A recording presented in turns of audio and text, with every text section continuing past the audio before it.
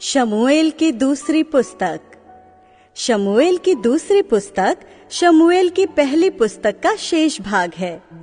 ये राजा के रूप में दाऊद के शासनकाल अर्थात पहले दक्षिण में यहूदा पर राज्य, जो अध्याय 1 से 4 में पाया जाता है, और तब उत्तर में इस्राएल सहित संपूर्ण जाति पर राज्य, जो अध्याय 5 से 24 में पाया जाता है, इसका इतिहास है। ये इस बात का सजीव चित्रण करता है कि दाऊद को अपने राज्य का विस्तार करने और अपनी स्थिति को मजबूत करने के लिए देश के भीतरी और बाहरी शत्रुओं से किस प्रकार संघर्ष करना पड़ा था। दाऊद को परमेश्वर में दृढ़ विश्वास रखने वाले और उसकी उपासना करने वाले व्यक्ति के रूप में दर्शाया गया है, जो अपने लोगों की स्वामी भक्ति प्राप्त करने में सफल रहा। एक ऐसे व्यक्ति के रूप में भी उसका चित्रण किया गया है, जो अपनी इच्छाओं और अभिलाषाओं की पूर्ति के लिए कभी कभी निष्ठुर बन जाता और भयंकर पाप तक करने को तैयार रहता है। परंतु जब परमेश्वर के भविष्यद्वक्ता नातान के माध्यम से उसका सामना अपने पाप से होता है, तो वो अपराध स्वीकार कर लेता और परमेश्वर द्वारा दिए गए दंड को सहने के लिए तैयार हो जाता है। दाऊद के जीवन और उपलब्धियों ने इस्राएली लोगों को बहुत अधिक प्रभावित किया था। बाद के दिनों में राष्ट्रीय विपत्ति के समय जब भी वे किसी अन्य राजा की लालसा करते थे, तो वे उसे दाऊद के पुत्र के रूप में ही देखते थे, अर्थात दाऊद का एक वंशज जो उसके समान होगा।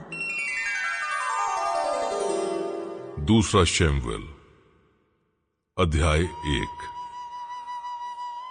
शाऊल के मरने के बाद जब दाऊद अमालेकियों को मारकर लौटा और दाऊद को सिकलग में रहते हुए 2 दिन हो गए, तब तीसरे दिन ऐसा हुआ कि शाऊल की छावनी में से एक पुरुष कपड़े फाड़े, सिर पर धूल डाले हुए आया।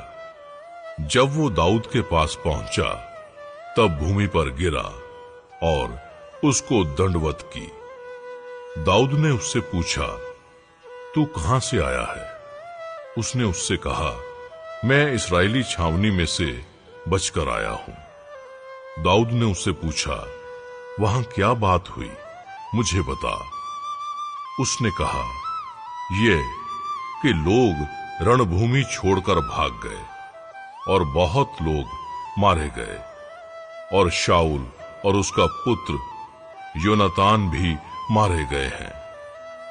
दाऊद ने उस समाचार देने वाले जवान से पूछा, तू कैसे जानता है कि शाऊल और उसका पुत्र योनातान मर गए?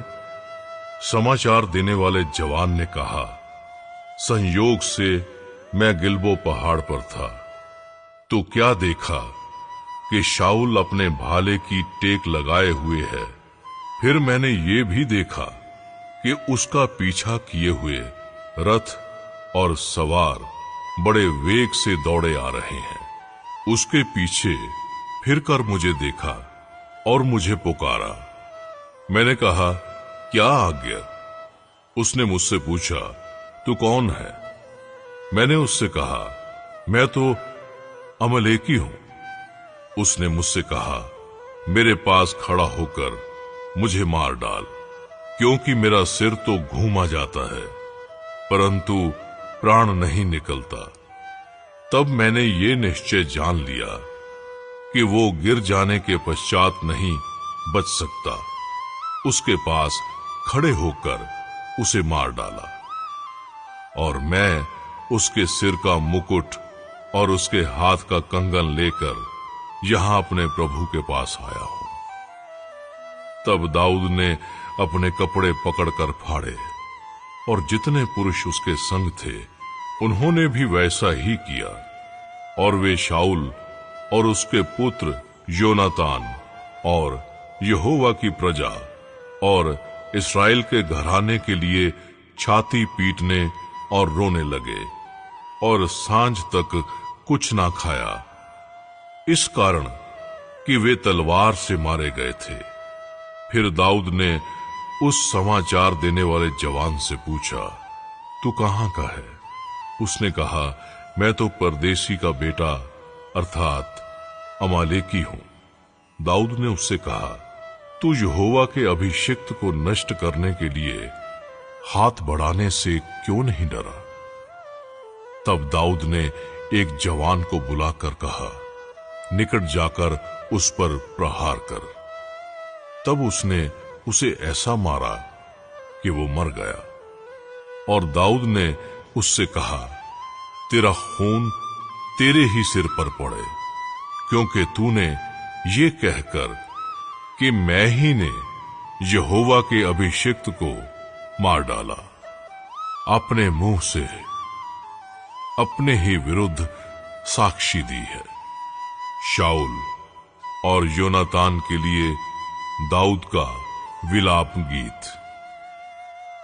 तब दाऊद ने शाऊल और उसके पुत्र योनातान के विषय पर विलाप गीत बनाया और यहूदियों को ये धनुष नामक गीत सिखाने की आज्ञा दी।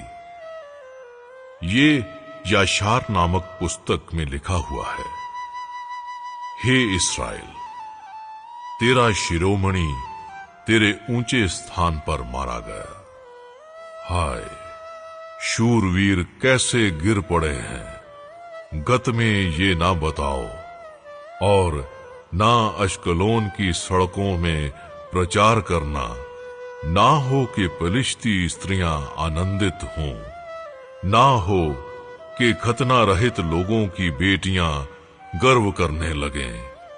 हे गिलबो पहाड़ों, तुम पर ना ओस पड़े और ना वर्षा हो और ना भेंट के योग्य उपज वाले खेत पाए जाए, क्योंकि वहां शूरवीरों की ढालें अशुद्ध हो गईं और शाऊल की ढाल बिना तेल लगाए रह गई।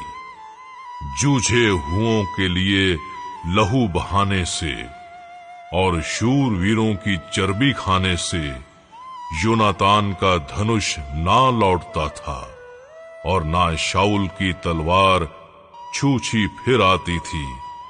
शाऊल और योनातान जीवन काल में तो प्रिय और मनभाऊ थे और अपनी मृत्यु के समय अलग ना हुए। वे उकाब से भी वेग से चलने वाले और सिंह से भी अधिक पराक्रमी थे। हे इस्राएली स्त्रियों, शाऊल के लिए रोओ, वो तो तुम्हें लाल रंग के वस्त्र पहनाकर सुख देता और तुम्हारे वस्त्रों के ऊपर सोने के गहने पहनाता था। हाय, युद्ध के बीच शूरवीर कैसे काम आए। हे योनातान, हे ऊंचे स्थानों पर जूझे हुए, हे मेरे भाई योनातान, मैं तेरे कारण दुखित हूं। तू मुझे बहुत मन भाऊ जान पड़ता था। तेरा प्रेम मुझ पर अद्भुत वरन स्त्रियों के प्रेम से भी बढ़कर था। हाय, शूरवीर कैसे गिर गए और युद्ध के हथियार कैसे नष्ट हो गए हैं।